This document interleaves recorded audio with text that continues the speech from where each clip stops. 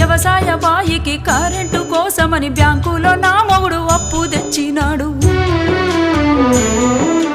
అప్పు తెచ్చిన మాట నిజమే, అది వడ్డీకి తెచ్చింది నిజమే. అప్పు తెచ్చిన మాట నిజమే, అది వడ్డీకి తెచ్చింది నిజమే. ఆరుగాలం చేసి పంట పండించిన అంగట్లో రైతుకు గిట్టుబాటు రాక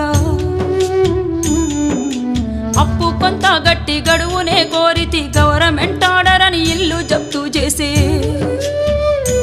అయ్యా యాడ తెచ్చి గడుదును నేను ఎవరి కాళ్ళ పడుదును, యాడ తెచ్చి గడుదును నేను ఎవరి కాళ్ళ పడుదును.